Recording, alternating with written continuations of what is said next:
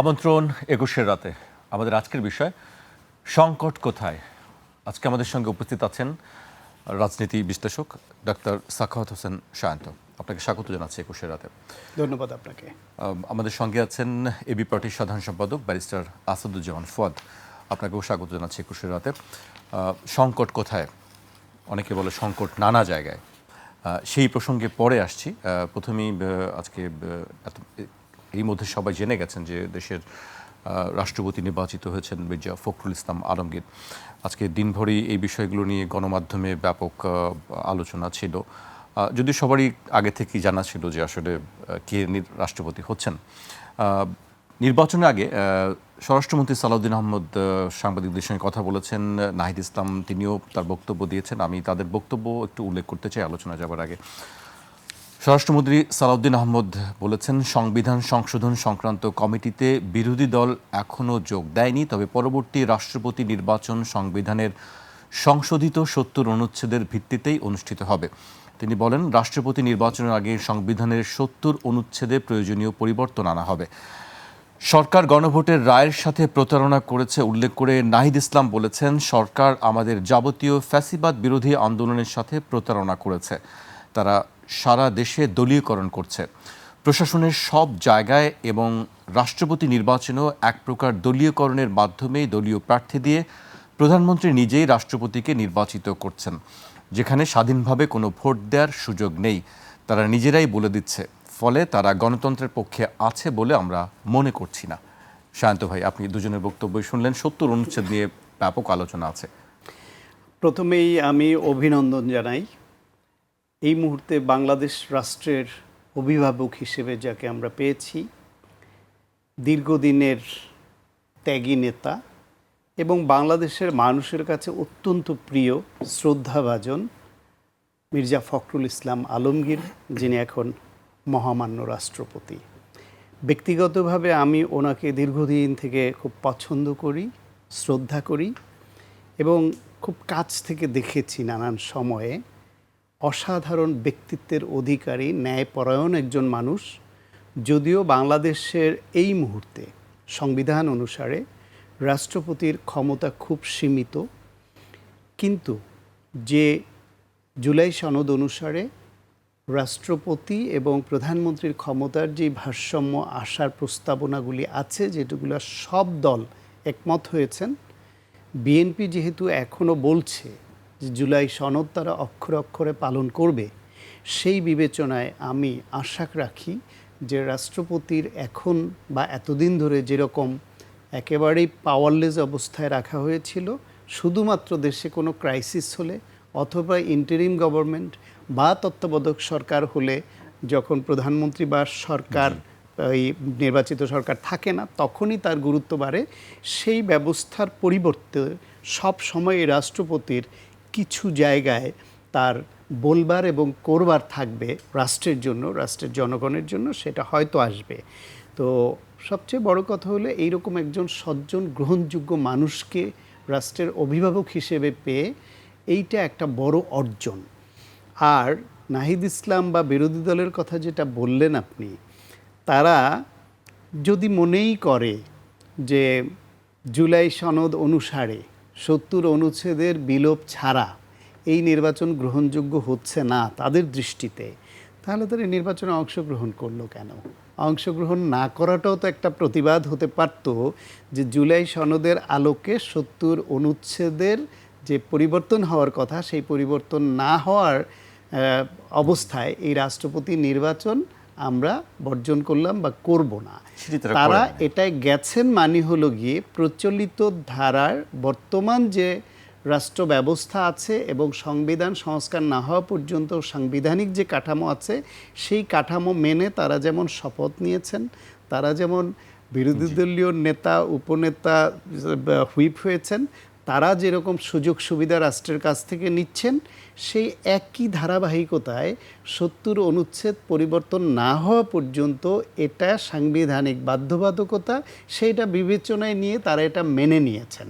সুতরাং তারা এখন তাহলে কি এটা পাতানো খেলা? তারা কি সরকারের সঙ্গে যে সরকারের সমালোচনা করে বা বিরোধিতা করে সেটা কি আসলে কোনো আন্ডারস্ট্যান্ডিংয়ের অংশ কিনা? তা নাহলে একদিকে বলছে এটা বৈধ না, প্রতারণা, সেটি ফুয়াদ ভাই বলতে পারবেন যে আসলে কোনো আন্ডারস্ট্যান্ডিং কিনা। আর একদিকে আবার ওই নির্বাচনে অংশগ্রহণও করছে। একটা প্রতিযোগিতামূলক নির্বাচন হলো, আমরা দেখলাম ৩৫ বছর পরে, যে ৩৫ বছর পরে এমপিরা ভোট দিতে পারলেন রাষ্ট্রপতি নির্বাচনে। এটা তো এদেশ থেকে উঠেই গিয়েছিল ১৯৯১ পর থেকে, এবং এই যে আলোচনা আসছে সব দুবার মাত্র এই ঘটনা। রাইট। এখন ভবিষ্যতে ধরেন এই ৭০ অনুচ্ছেদ ডেফিনেটলি পরিবর্তন হবে, এটা আমাদের অনেকের দাবি, এমনকি বিএনপির পক্ষ থেকেও দাবি ছিল। তাদের রাষ্ট্র মেরামতের ৩১ দফায়ও কিন্তু এই দাবি ছিল। শুধুমাত্র আপনার আস্থা ভোট, অর্থ বিল, এই দুইটা, আর একটা কি যেন, জাতীয় নিরাপত্তা, জাতীয় নিরাপত্তা, এই তিনটা বিষয় ছাড়া, এই সংশোধনী, এই চারটা বিষয় ছাড়া বাকিগুলো ওই যে ফ্লোর ক্রসিং করা যাবে না, দলের বিরুদ্ধে দেওয়া যাবে না, এইসব সব পরিবর্তন হয়ে যাবে। এবং আমি বিশ্বাস করি পরিবর্তন হবে, কারণ বিএনপিরই চাওয়া ছিল এটা, এবং বিএনপি অঙ্গীকার করেছে অনেক জায়গায়। রাষ্ট্র মেরামতের ৩১ দফায় অঙ্গীকার করেছে, নির্বাচনী ইশতেহারে অঙ্গীকার করেছে, তারা জুলাই সনদে যেগুলো একমত হয়েছে উইদাউট নোট অফ ডিসেন্ট, সেইখানেও এই চারটা বাদে বাকিগুলোতে একমত হয়েছে। সুতরাং এই পরিবর্তনটা আসবে, সে পর্যন্ত আমরা অপেক্ষা করব। তবে পরিবর্তন না হলেও বর্তমান প্রেক্ষিতে আমরা যেমন একজন রাষ্ট্রপতি পেয়েছি, এইটা তুলনাযোগ্য না। কারণ তার মেধা, তার দেশপ্রেম, তার সততা, তার কর্মদক্ষতা সব প্রশ্নাতীতভাবে প্রমাণিত, এবং এদেশের আপামর মানুষের কাছে গ্রহণযোগ্য একটা ব্যক্তি। বাংলাদেশের সর্বোচ্চ জনপ্রিয় গ্রহণযোগ্য মানুষ ছিলেন দীর্ঘ অনেক বছর ধরে বেগম খালেদা জিয়া। তার আগে জিয়াউর রহমান অত্যন্ত জনপ্রিয় ছিলেন বেঁচে থাকতে, পরেও তার প্রতি অনেক মানুষের শ্রদ্ধা ভালোবাসা ছিল, আছে। কিন্তু জীবিতদের মধ্যে গত ১৬ বছরে হাইয়েস্ট পপুলার কাউকে ধরলে আমরা ধরতাম যে বেগম খালেদা জিয়া। তরুণদের মধ্যে এবং বিএনপির মধ্যে খুব তুমুল জনপ্রিয়, বিরোধী দলে থাকে, ওই লন্ডনে থাকা অবস্থায়ও তারেক রহমান ছিলেন। কিন্তু among all the people of the country, দলবল নির্বিশেষে সেকেন্ড হাইয়েস্ট জনপ্রিয় লোক ছিলেন মির্জা ফখরুল ইসলাম আলমগীর। এইটা জরিপ দরকার নাই, এটার জন্য কোনো গবেষণা দরকার নেই, পারসেপশন টেলস সামথিং।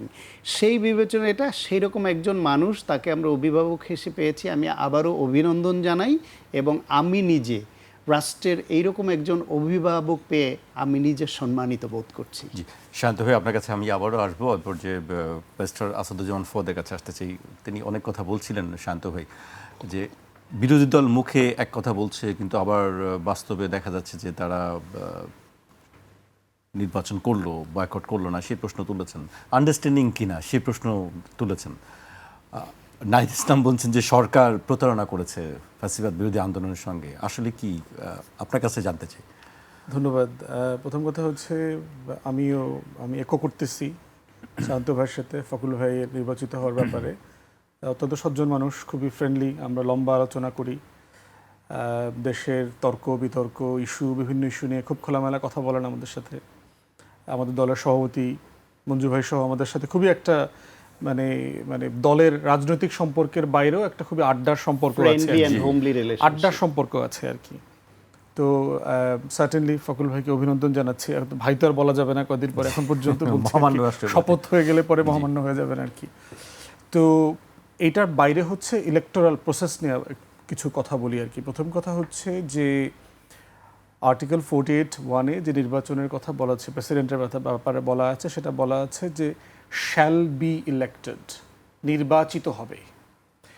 এখন প্রশ্ন হচ্ছে যে যেই প্রসেসে রাষ্ট্রপতি নির্বাচনের আয়োজনটা হয়, এটাকে আসলে আপনি নির্বাচন বলতে পারবেন কিনা। মাননীয় চিফ হুইপ আমাদের মনি ভাই ওনার সরকারি দলের সহকর্মীদেরকে মনে করায় দিয়েছেন যে তারা ৭০ অনুচ্ছেদের কারণে দলের বাইরের প্রার্থীকে ভোট দিতে পারবেন না। কিন্তু ৭০ অনুচ্ছেদে কিন্তু এটা লেখা নাই। ৭০ অনুচ্ছেদ এইটা কিন্তু একটা নির্বাচন, এটা একটা নির্বাচন কমিশন একটা আয়োজন করছে। Parliament is not in session now. বাংলাদেশে বর্তমানে অ্যাজ অফ টুডে সংসদের কোনো অধিবেশন চলছে না, সংসদ বসছে না। ভোটটা হচ্ছে সংসদের একটা বিল্ডিংয়ে, সংসদের পার্লামেন্টের ভিতরে না, যেখানে সেশন বসে। এবং এইটার পুরো মানে চার্জটা হচ্ছে আপনার নির্বাচন কমিশনের।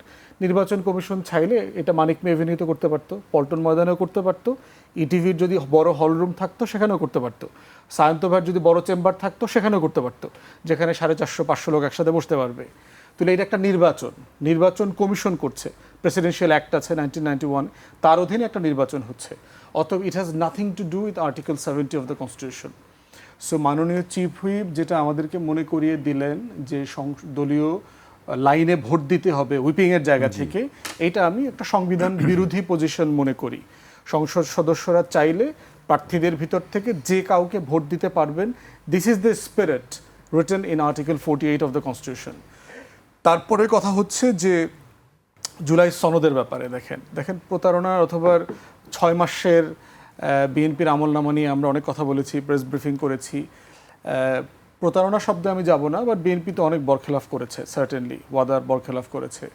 এবং প্রেসিডেন্ট নির্বাচন তো 5 বছর পরে পরে একবার হবে, আমরা যদি সব কিছু নর্মাল ধরে নেই, তাহলে 5 বছরের ভিতরে রাষ্ট্রপতির সংস্কার ব্যাপারে যে কথা সংবিধান জুলাই সনদে বলে দেওয়া আছে, এটা তো আপনি চাইলেও প্র্যাকটিস করতে পারছেন না। তাহলে আপনি এক্সিস্টিং কাঠামোর ভিতরেই এই নির্বাচনটাকে আপনি প্রতিদ্বন্দ্বিতামূলক করতে পারতেন, কাঠামোগতভাবে ওপেন করতে পারতেন, আর্টিকেল 70-র ভয় না দেখায়ও করতে পারতেন। রেজাল্ট হয়তো বা খুব বেশি ডিফার করতো না, হয়তো ভোটের সংখ্যায় তারতম্য হতে পারতো, কিন্তু রেজাল্ট খুব বেশি ডিফার করতো না। তো সেই সব কিছু মিলায়ে আমার কাছে মনে হয়েছে যে এটা আসলে নির্বাচন বলাটা মুশকিল। কারণ আপনি যখন যাবেন, এটা হইলো ওই যে মানে সিসিপি স্টাইলে নির্বাচন হয়েছে আর কি, চাইনিজ কমিউনিস্ট পার্টি স্টাইলে আর কি। তারাও কিন্তু নির্বাচন করে, তারাও কিন্তু প্রচুর ভোটাভুটি করে বিভিন্ন বিষয়ে আর কি। এবং সেটার ভোটের আউটকামটা আপনি জানবেন, যে ভোটের আউটকাম আপনি জানেন সেটা আসলে ভোট না, বাস্তবতাটা ওইখানে হয়েছে আর কি। তো তারপরও আমরা বোধ করি যে তাহলে এখন প্রশ্ন হচ্ছে যে এটা জেনে শুনেই তো 11 দলীয় ঐক্য প্রার্থী দিয়েছে, প্রার্থী দেওয়ার মানেটা কি?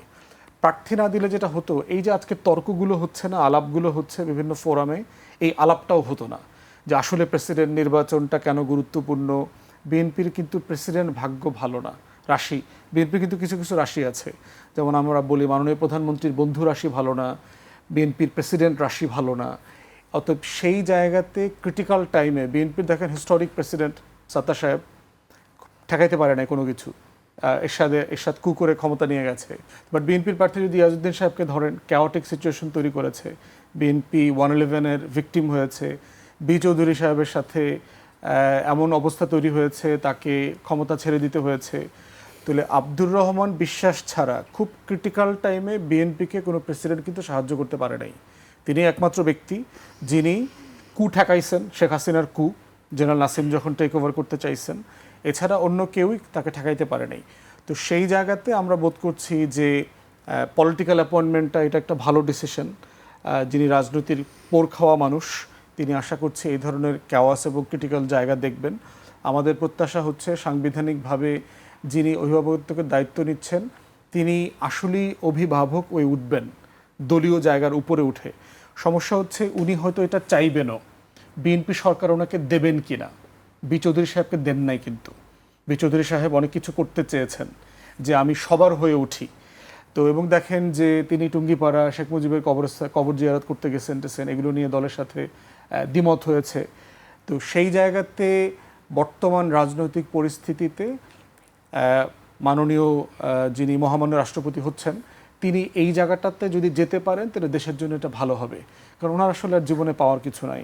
দ্বিতীয়ত হচ্ছে আগের রাষ্ট্রপতিরা যেগুলো করেছেন অনেক কিছু ক্ষমতা, যেমন প্রেসিডেন্সিয়াল অ্যামনেস্টির ব্যাপারে রাষ্ট্রপতির ক্ষমতার যে অপব্যবহার করা হয়েছে, হাসিনা রাষ্ট্রপতি আপনার 20-22 বার খুনের আসামিদেরকে মাফ করে দিয়েছে। তো এই ধরনের কাজগুলোকে কন্টেইন করবার কথা জুলাই সনদে বলা আছে, আমরা একমত হয়েছি যে এটা একটা ফোরাম, একটা কাঠামোর মধ্যে নিয়ে আসা। প্রেসিডেন্ট যেন এই কাজগুলো করতে না পারেন, ইমার্জেন্সি ডিক্লেয়ার করা, তিনি যেহেতু আর্ম ফোর্সেসের কমান্ডার ইন চিফ, তার এই রেসপন্সিবিলিটিগুলো কীভাবে ডিসচার্জ করবেন ইন ন্যাশনাল ইন্টারেস্ট, সেগুলো নিয়ে তর্কটা হওয়া দরকার। এবং প্রার্থী না থাকলে যেটা হতো, এই আলাপটাই আজকে গণমাধ্যমে আসতো না, খুবই একজন প্রার্থী একজন হয়ে যাচ্ছে, খালি একটা নিউজ আইটেম হতো আর কি। তাই আমরা বোধ করি যে পক্ষে বিপক্ষে এই তর্কটা দেশের জন্য জরুরি এবং 11 দলের মানে প্রার্থী জিতবেন না, তারপরও এই তর্কটা জাতির সামনে আসাটার জন্যই আমরা বোধ করেছি যে একজন প্রার্থী থাকা উচিত এবং এমন একজন প্রার্থী যিনি বিএনপি রাজনীতি করেছেন, শহীদ জিয়ার সাথে রাজনীতি করেছেন, মোটা দাগে যার ব্যাপারে জাতীয়তাবাদীরা অথবা টোটাল ব্লক খুব বেশি অবজেকশন দিতে পারবে বলে আমরা মনে করি নাই আর কি। জি, আমি আপনার কাছে আবার আসবো, আমি শান্ত ভাইয়ের কাছে আসতে চাই। শান্ত ভাই, একটু এবার অন্য প্রসঙ্গে যেতে চাই।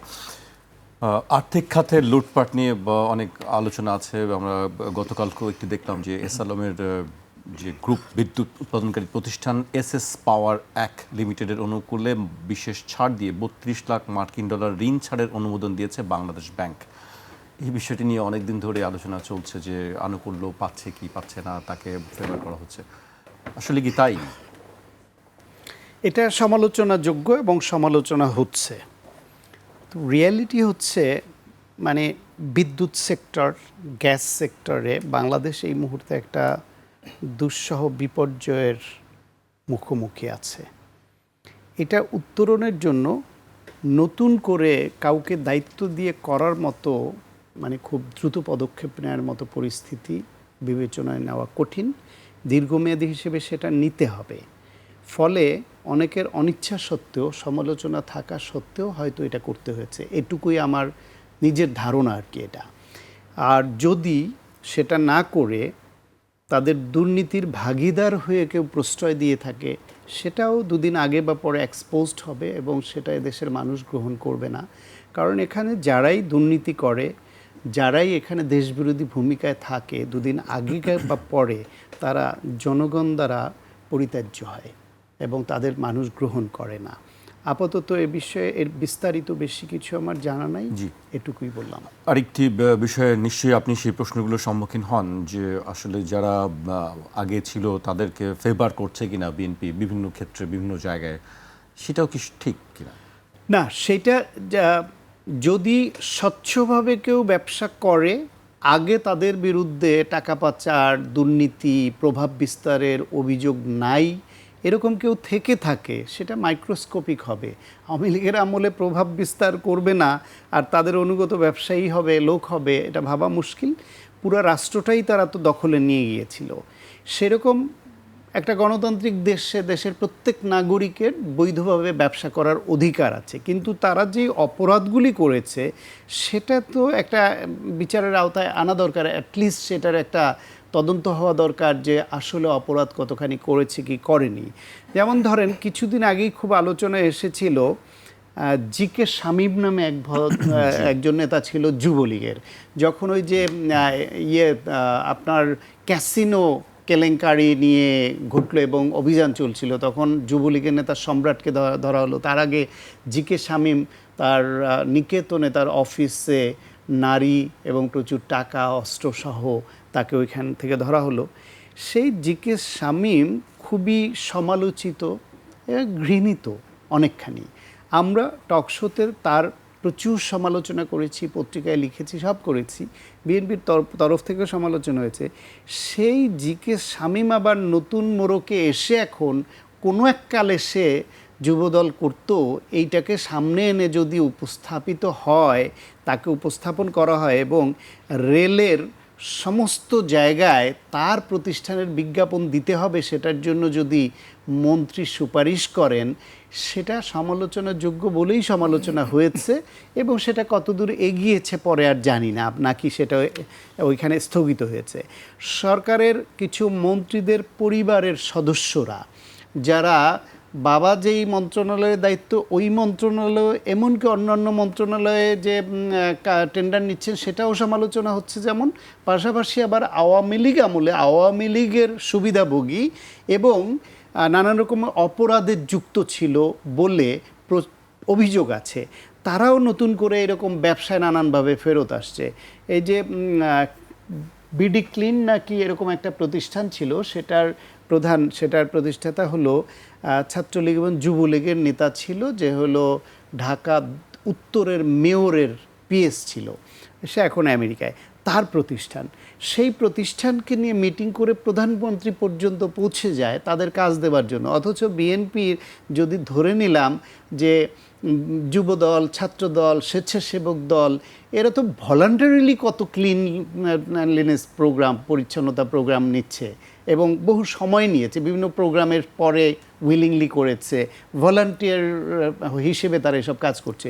তাদের মধ্য থেকে বাছাই করেও তো এরকম একটা প্রতিষ্ঠানই এতদিনে গড়ে ফেলা যেত। এখন সেই দিকে মনোযোগ না দিয়ে অথবা সরকারি পৃষ্ঠপোষকতা গণঅভ্যুত্থানের পক্ষের শক্তির মধ্য থেকে এরকম সংগঠন এবং ফোর্স ইমার্জ করুক, সেটাকে নার্সিং না করে যদি আমরা রেডিমেড পেয়েছি এই বিবেচনায় সেই আওয়ামী লীগ ফ্যাসিবাদ আমলের সুবিধাভোগী না শুধু অন্যায়কারী এবং সেই সময় গণবিরোধী ভূমিকায় অবতীর্ণ হওয়া শক্তি, তারাই যদি এখন ওইভাবে আবার এম্পাওয়ার্ড হয়, প্রিভিলেজড হয়, এটা খুব দুঃখজনক। ফলে কোথাও কোথাও কোনো ব্যক্তির কারণে এগুলো হচ্ছে এবং এই সরকারের ধরেন রাফলি 48 জন, আমরা যদি বলি যে 50 জন মন্ত্রিপরিষদের সদস্য আছে, তার মধ্যে 2-4 জনের কারণে এই সমালোচনাগুলো বেশি হচ্ছে এবং 2-4 জনের ভূমিকার কারণে বাকি 46 জনের যে অর্জন সেটাকে খানিকটা ম্লান করে দিচ্ছে। প্রধানমন্ত্রীর যে অর্জন, আপনি দেখবেন IRI এর যে বাংলাদেশ সার্ভে 2026, সেখানে এককভাবে প্রধানমন্ত্রীর যে গ্রহণযোগ্যতা সেটা অনেক ঊর্ধ্বে, আর সরকারের অবস্থান তার অনেকখানি নিচে। গতকাল আরেকটা জরিপ এসেছে, সেই জরিপেও আপনার প্রধানমন্ত্রীর প্রতি যে গ্রহণযোগ্যতা শুধু বিএনপিতেই না, সাধারণ জনগণের মধ্যে না, বিরোধী দলের যে নাম উল্লেখ করে, যেহেতু টেলিফোনে নিয়েছে ফলে পরিচয় উল্লেখ করে যে বলেছে সেভাবে জামায়াত ইসলাম এবং এনসিপি, এমনকি পতিত আওয়ামী লীগ, তাদের মধ্যেও 34% পক্ষে কথা বলছে যে ভালো করছে। ফলে প্রধানমন্ত্রীর যে অর্জন এবং তার মন্ত্রী পরিষদের বা সরকারের সামগ্রিক যে অর্জন, সেখানে এই নেগেটিভিটি তৈরি করছে হাতে গোনা 2-4 জনের জন্য।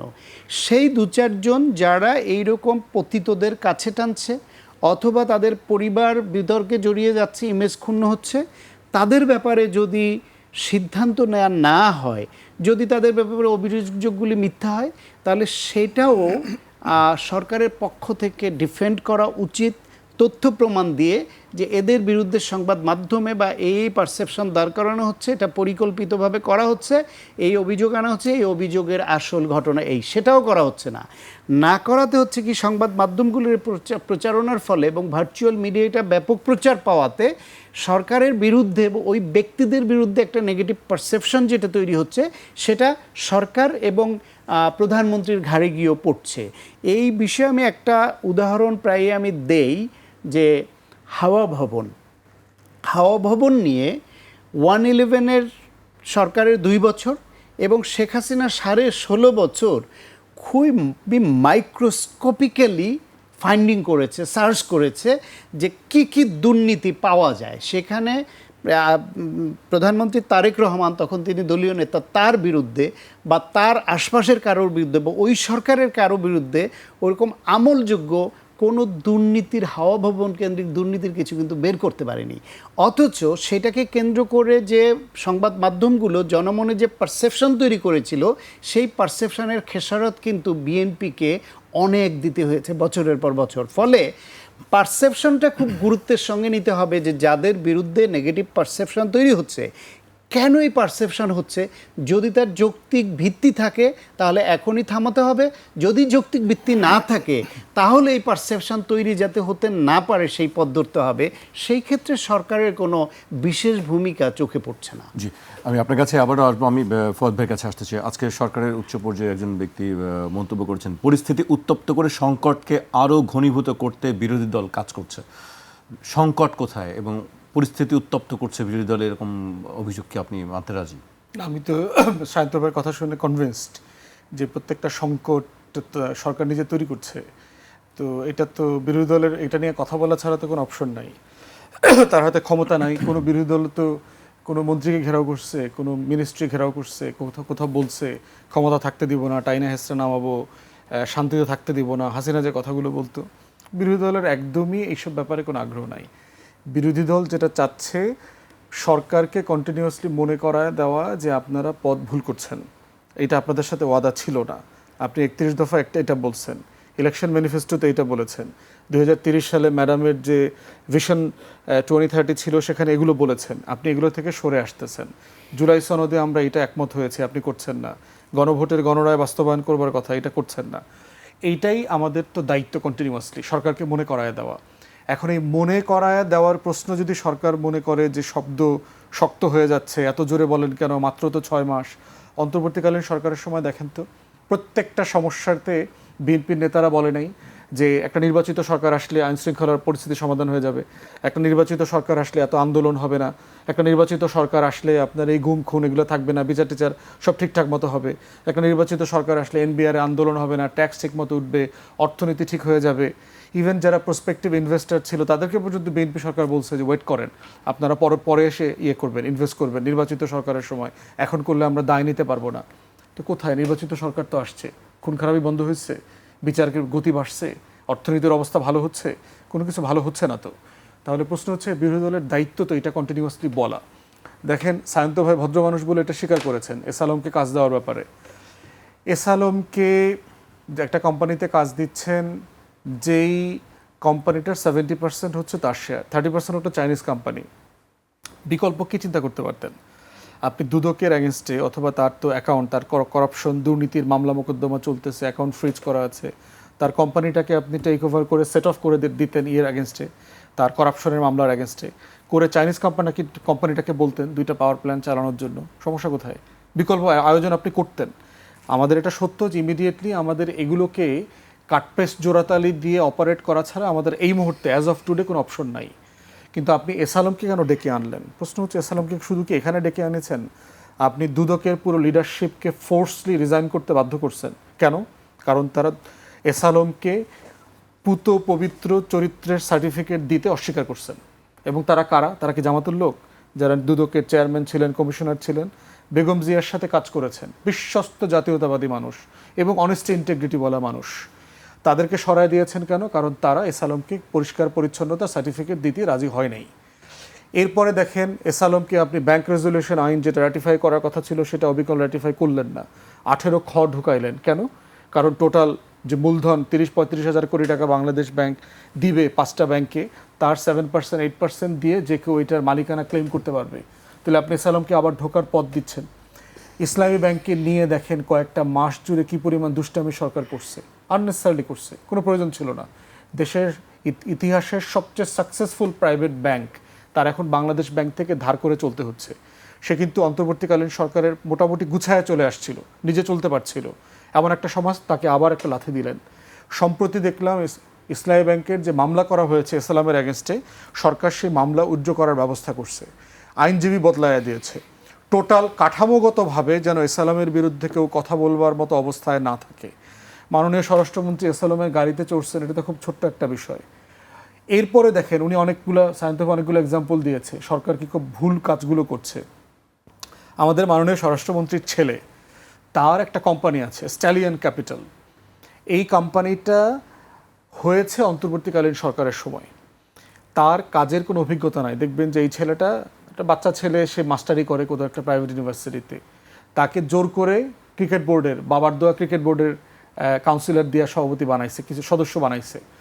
এখন এই ছেলেটা তার কোম্পানি 3.4 বিলিয়ন মানে 42,000 কোটি টাকার জাপানিজ কাজের এখানে লোকাল পার্টনার তারা নেয়, লিয়াজো পার্টনার বলে আর কি, লিয়াজো পার্টনারের কাজ পেয়েছে। লিয়াজো পার্টনাররা 2 to 5% পর্যন্ত কমিশন পাবে মূল টাকার। 42,000 কোটি টাকার যদি 5% হয় কত টাকা আপনি চিন্তা করে দেখেন, 2,000 কোটি টাকা, আমি যদি হিসাব না ভুল করে থাকি আর কি। কিসের ভিত্তিতে পাইলেন? কি যোগ্যতা আছে তার? সে কোন কনস্ট্রাকশন করছে, ব্রিজ বানাইছে? তার ওয়েবসাইট ঘুরে দেখলাম কিচ্ছু নাই ওখানে। এবং সে নিজে এই কাজটার আলোচনা যখন অন্তর্বর্তীকালীন সরকারের সময় করছে, তখন সে ইনস্টাগ্রামে মেসেজ দিচ্ছে অন্তর্বর্তীকালীন সরকারকে, এগুলো ডিল করার দায়িত্ব আপনাদের না, এগুলো নির্বাচিত সরকার করবে, আপনাদের কাজ রুটিন ওয়ার্ক করা, এটা সেটা, এগুলো সে বলেছে। তখন আপনি এত হঠাৎ করে রুটিন ওয়ার্কটা বুঝলেন। তো নির্বাচিত সরকারের রুটিন ওয়ার্ক কি? বিদেশি ইনভেস্টার কোম্পানির সাথে বাবার পদের ক্ষমতা দিয়ে তারপরে হচ্ছে ওখানে লিয়াজো পার্টনার হওয়া, কমিশন ভোগ করবার জন্য, কিছুই করবো না কিন্তু 2-3 হাজার কোটি টাকার মালিক হব, যার আন্দোলনে সংগ্রামে কোনো রোল নাই। তাহলে এই কাজগুলো করে আওয়ামী নেপোকিটদের কি অবস্থা হয়েছে, আওয়ামী আমলে আমরা দেখছি না নেপোকিটদের কি হয়েছে। বিএনপির নেপোকিটদেরকে যে আপনি নামাইছেন বিভিন্ন জায়গায়, বিসিবি দখল করাইছেন, এখন ব্যবসা করাচ্ছেন। সায়ন্ত হয়তো মাত্র 2-3 জন 4 জনের কথা বলছে, এন্টায়ার ক্যাবিনেটের অধিকাংশর ফ্যামিলি এই 2 নম্বর কাজে অলরেডি জড়ায় গেছে, অধিকাংশ। এবং এগুলো আসবে আস্তে আস্তে, যেহেতু গণমাধ্যম এন্টায়ারলি এখন বিএনপির দখলে, আগের সেলফ সেন্সরশিপের আছে, কন্টিনিউশন চলতেছে, ভয়ে অনেক কিছু রিপোর্ট করছে না। সব কিছু মিলায় আমাদের দায়িত্ব হচ্ছে বিএনপিকে সতর্ক করা, কারণ আমরা চাই না এরকম একটা ক্রিটিক্যাল টাইমে সরকার ফেল করুক। কারণ দেশে বিদেশে অসংখ্য চ্যালেঞ্জ আমাদেরকে মোকাবেলা করতে হচ্ছে। এই চ্যালেঞ্জগুলো মোকাবেলা করবার সময় আপনি নতুন করে উটকো 2টা ঝামেলা তৈরি করবার তো দরকার নাই। এরপর দুদকে যাকে চেয়ারম্যান করছেন, দেখেন তার স্বার্থের সংঘাত নিয়ে ইতিমধ্যে প্রশ্ন আসছে, তার ক্রেডিবিলিটি নিয়ে ইতিমধ্যে কোর্টে আগে থেকে কথা আছে। এমন একজন মানুষকে আপনি কেন চেয়ারম্যান করলেন?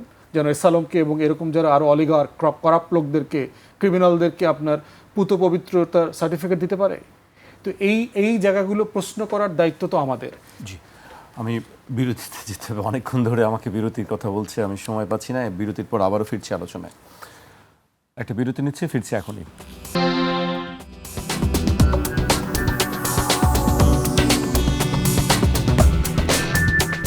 বিরতির পর আবার স্বাগত, আপনারা দেখছেন 21 রাত। আমাদের সঙ্গে আছেন রাজনীতি বিশ্লেষক ডাক্তার সাখাওয়াত হোসেন সায়ন্ত এবং এবি পার্টির সাধারণ সম্পাদক ব্যারিস্টার আসাদুজ্জামান ফুয়াদ। আমি সায়ন্ত ভাইকে দিয়ে শুরু করতে চাই, কিন্তু তার আগে আমি অধ্যাপক দিলরাজ চৌধুরীর একটি বক্তব্য আছে, তিনি 2 দিন আগেই বক্তব্যটি দিয়েছেন, আমি তার বক্তব্যটি উল্লেখ করতে চাই। তিনি বলেছেন, বিএনপি তাদের প্রতিশ্রুতি ও জুলাইয়ের আকাঙ্ক্ষা থেকে পিছিয়ে যাচ্ছে, ভূতের মতো পেছনের দিকে হাঁটছে। তারা কি ভূত হয়েছে না ভূতে ধরেছে? বিচার বিভাগ, মানবাধিকার কমিশন, গুম কমিশন ও পুলিশ কমিশনের মতো স্বাধীন প্রতিষ্ঠানগুলোকে নির্বাহী বিভাগের নিয়ন্ত্রণে নেওয়া উচিত নয়। আশা করি বিএনপি এই ভুল থেকে সরে এসে স্বাধীন প্রতিষ্ঠান ও জবাবদিহি নিশ্চিত করবে। শান্ত ভাই। দিলেরা ম্যাডাম একজন খাঁটি জাতীয়তাবাদী মানুষ এবং দীর্ঘদিন ধরে তিনি বিএনপির সঙ্গে কাজ করেছেন। বিএনপির একসময় আন্তর্জাতিক বিষয়ক কমিটিরও সদস্য ছিলেন। ব্যক্তিগতভাবে আমরা অনেকবার কথা বলেছি, বসেছি, জানি। চেয়ারপারসন অ্যাডভাইজার ছিলেন। এখন তিনি আজকে এই দলটি নিয়ে এই মন্তব্য করছেন। কেউ কেউ হয়তো মনে করতে পারেন তিনি বিএনপি বিমুখ হয়েছেন। কেন হয়েছেন? যদি তার এটা ভুল মন্তব্য হয়ে থাকে, বিএনপির নীতি নির্ধারকদের উচিত এটা খতিয়ে দেখা বা তার সঙ্গে মতামত নেওয়া, কথা বলা যে একজন রাষ্ট্রবিজ্ঞানী এবং তিনি বিএনপির ওয়েল উইশার, বাংলাদেশের ওয়েল উইশার, তিনি কেন এই মন্তব্য করছেন, তার কথায় কোনো ভুল থাকলে সেটাও তাকে কনভিন্স করা যে আমরা জুলাইয়ের আকাঙ্ক্ষা থেকে সরে যাইনি, আমরা এই পদ্ধতিতে কাজে আগাচ্ছি। কারণ আমি যদি মনে করি হ্যাঁ ম্যাডাম হয়তো বিএনপি তার সঙ্গে এখন যোগাযোগ রক্ষা করছে না, এটাও হতে পারে, সেটাও যদি হয়ে থাকে সেটাও দুর্দিনের বন্ধুদের সঙ্গে সঠিক আচরণ নয়। কিন্তু এখন আবার তাকে অন্যরা ট্যাগও দেওয়ার চেষ্টা করছে যে তিনি অন্য ব্লকে চলে গেছেন। এটা অন্য ব্লকে হ্যাঁ যেতে চাইলে যাওয়ার স্বাধীনতা তার আছে, সেটা ওপেন করা ভালো। কিন্তু কেউ শুধু সরকারের সঙ্গে সুর না মিলালেই অন্য ট্যাগ দেওয়া, এটাও তো ভালো কথা না। অথবা বিরোধী দল বা কারোর সঙ্গে সমালোচনা করলে সে আবার এই পক্ষের। বাংলাদেশে এ হচ্ছে সমস্যা যে প্রত্যেককেই যখনই আপনি একটা পক্ষে বলবেন তখন তাদের বন্ধু 2 দিন পরে তার একটা সমালোচনা করলেই আপনাকে অবধারিতভাবে অন্যদিকে ঠেলে দেয়। এইটা হচ্ছে একটা সমস্যা। কিন্তু আমার ব্যক্তিগত অবজারভেশন যেটা, বিএনপি জুলাইয়ের আকাঙ্ক্ষা থেকে দূরে সরে যায়নি। তাদের কিছু কিছু ক্ষেত্রে সতর্কতা অবলম্বন করছে এই জন্য যে জুলাইয়ের আকাঙ্ক্ষা মানে এই নয় যে অন্তর্বর্তীকালীন সরকারের সময় যেই সব বিধিবিধান এবং নীতিমালা করবার জন্য তারা উদ্গ্রীব ছিল এবং চাপিয়ে দেয়া হয়েছিল।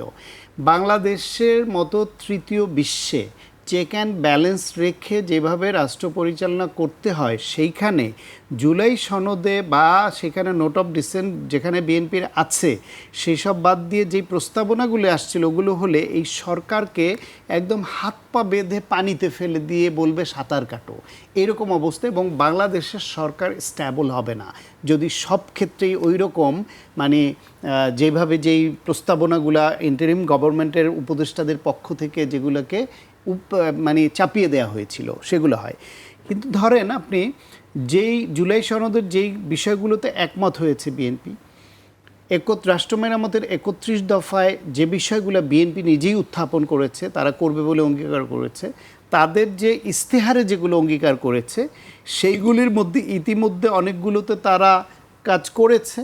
কিছু জায়গায় তারা মানে একটু ভেবে চিন্তে সিদ্ধান্ত নেবে বলে সেইভাবে এগোচ্ছে।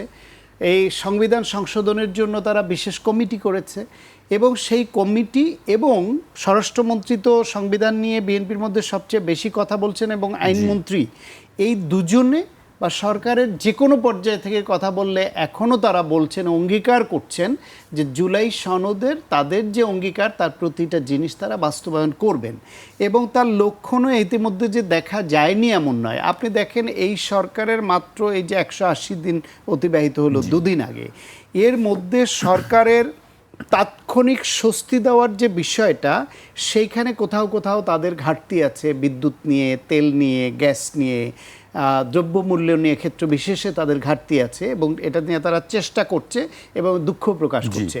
কিন্তু আপনি প্রধানমন্ত্রীর রাষ্ট্র পরিচালনার নীতিগত যে পরিবর্তনটা ঘটে গেছে, যে রাষ্ট্রের অপচয় কমানো, সরকারের অপচয় কমানো, জনগণের সম্পদের অপচয় কমানো, জনগণকে কটাক্ষ করে তুচ্ছ-তাচ্ছিল্য করে কথা না বলা, বিরোধী রাজনৈতিক নেতাদের বা দলকে কটাক্ষ করে বা অপদস্থ করে অপমানসূচক শব্দ চয়ন না করা, জেনারেসিটি দেখানো, বিদেশে বহর গিয়ে যে রাষ্ট্রের অপচয় হয় বিভিন্ন উছিলায় সেগুলা বন্ধ করা, পাশাপাশি আপনি ফ্যামিলি কার্ড ধরেন, কৃষক কার্ড ধরেন, হেলথ কার্ড ধরেন, তারপর হচ্ছে কি যে খাল খনন কর্মসূচি শুরু করা ধরেন, সৌর বিদ্যুতের দিকে মনোযোগ দিয়ে বিনিয়োগ বাড়ানো এবং জাতীয় গ্রিডে যোগ করার দিকে এগিয়ে যাওয়া বলেন, এরকম অসংখ্য ভালো ভালো উদাহরণ তারা সেট করেছে, যেটা সিগনেচার প্রোগ্রাম। আর দীর্ঘমেয়াদী প্রোগ্রামের মধ্যে নীতিমালায় অনেক গুরুত্বপূর্ণ পরিবর্তন এনেছে। এমনকি আমি নিজে গুম কমিশন বাদ দেওয়ায় যে সমালোচনাটা করেছিলাম, সেইখানে তারা ইতিমধ্যে গুম প্রতিরোধ ও বিচার বিষয়ক একটা আইন তারা মন্ত্রিপরিষদে পাশ করেছেন।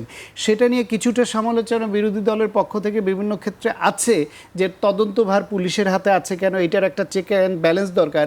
সেটা যৌক্তিক হলে সেটারও সংশোধন সম্ভব, কিন্তু এই সরকার যেহেতু গুম খুন করার মতো সরকার নয়, সেই হিসেবে এটা চালু হোক আইনটা। যদি কোথাও ব্যত্যয় দেখা যায় সমালোচনা হবে, চাপ প্রয়োগ হবে, পরিবর্তন হবে, সংশোধন হবে। তারা জুলাই স্মৃতিঘর জাদুঘর নিয়ে সমালোচনা ছিল, সেটাও কিন্তু এটা পরিপূর্ণভাবে সেটা উদ্বোধন করা হলো। অন্যান্য যে আইনগুলি যেগুলো 13টি অধ্যাদেশ যেগুলো বাতিল করেছিল, সেগুলোর মধ্যেও বিএনপি একটি নির্বাচিত সরকার, তারা ইন্টারিমের মতো তো অ্যাডহক ভিত্তিতে আইন করতে পারবে না।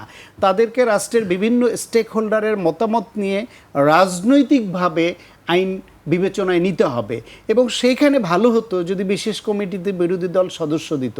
আপনি যে পরিশোধ করতে চেয়েছিলেন সংস্কার বাস্তবায়ন পরিষদ, সেখানে 300 আসনের মধ্যে তো 2/3 বিএনপি হতো।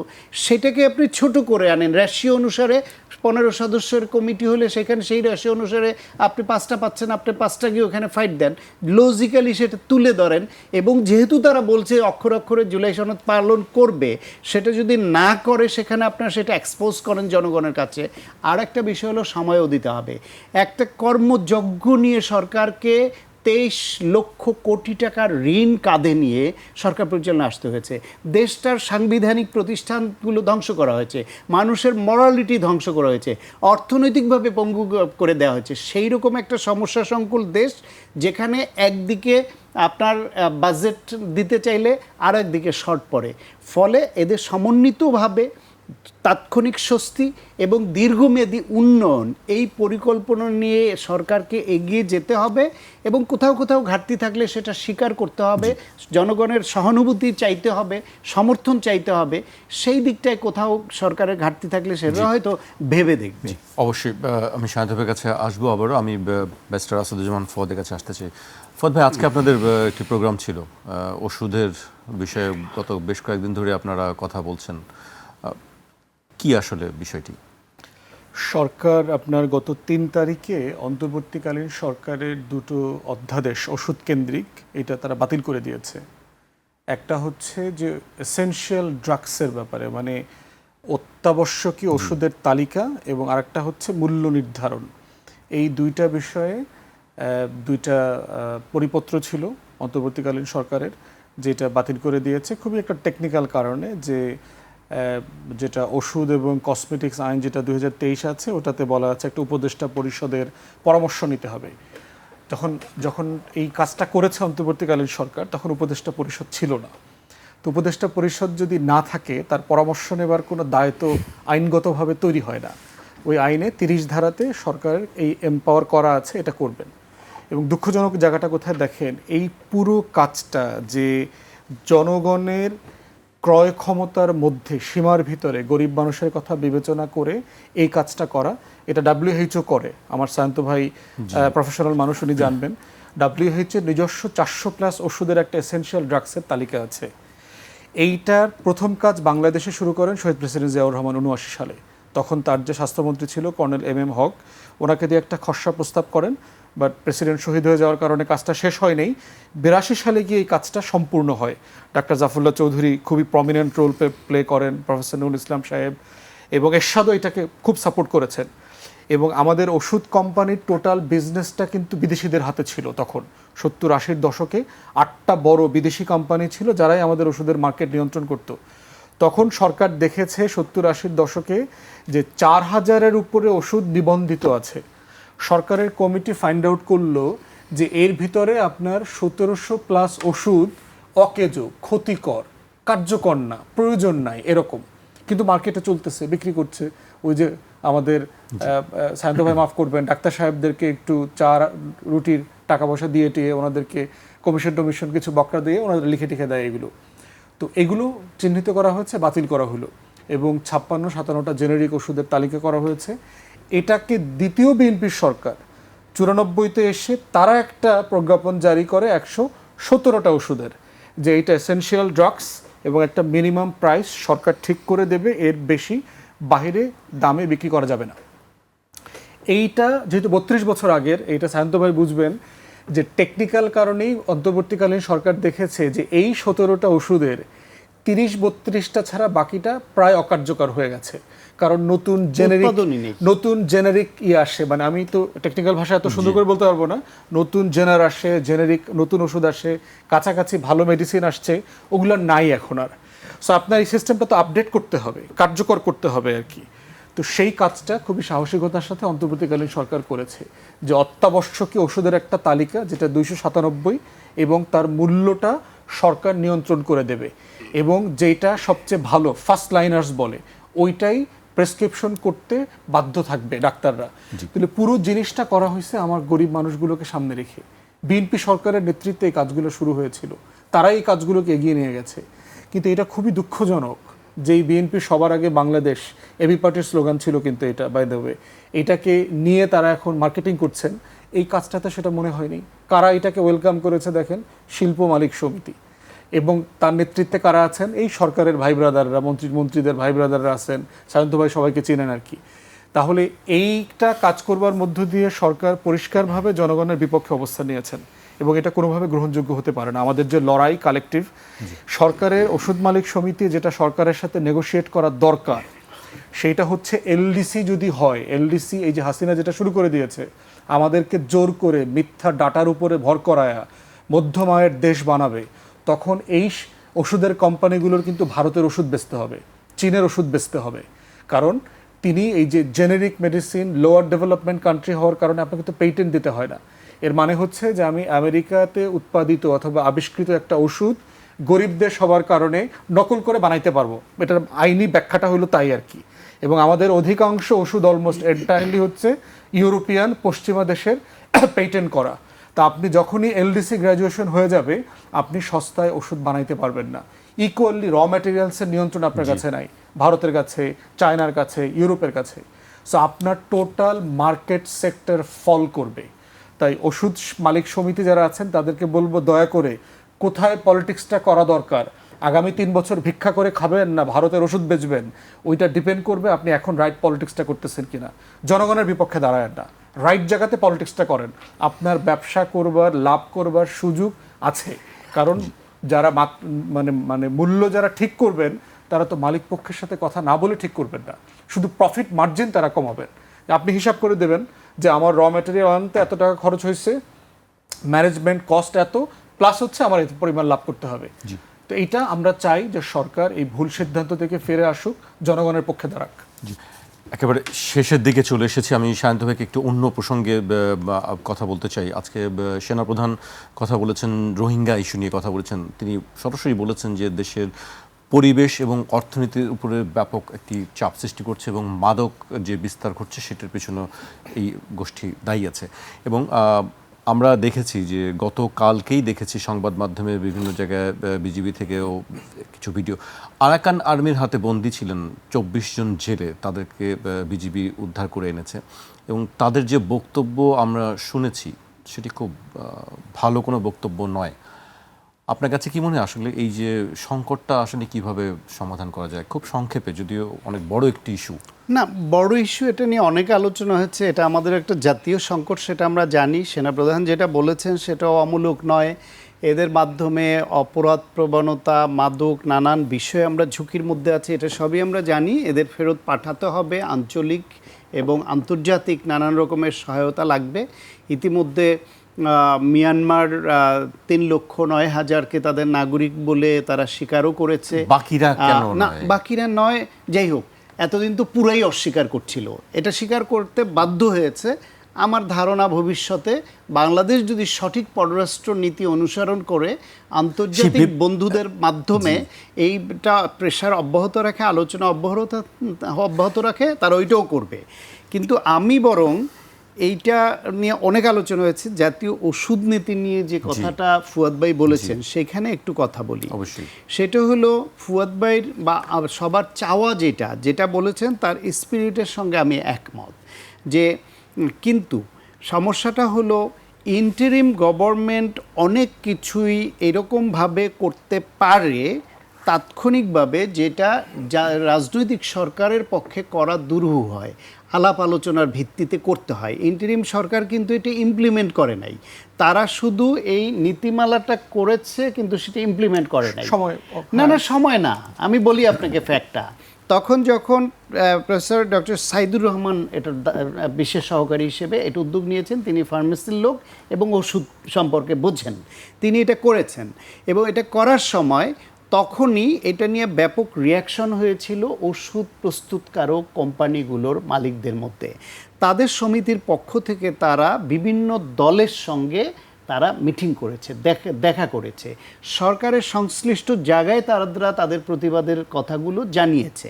তখন এই রাজনৈতিক দলগুলো শুধু বিএনপি না, অন্য দলের সঙ্গে দেখা করেছে, আপনাদের সঙ্গে করেছে কিনা জানি না, আমি ব্যক্তিগতভাবে জানি।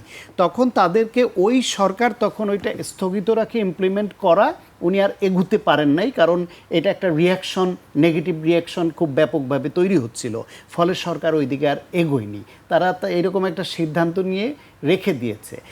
রাজনৈতিক সরকারের প্রতিশ্রুতি বা সিদ্ধান্ত ছিল যার তারা নির্বাচিত হলে তারা এটা বিবেচনা করে দেখবে, উভয় পক্ষের কথা শুনবে। ওষুধ মালিক সমিতির ওদের বক্তব্য ছিল তাদের সঙ্গে কোনো রকম আলোচনা করেনি সরকার, তাদের সঙ্গে বসেনি, তাদের বক্তব্যটাও জানা দরকার ছিল।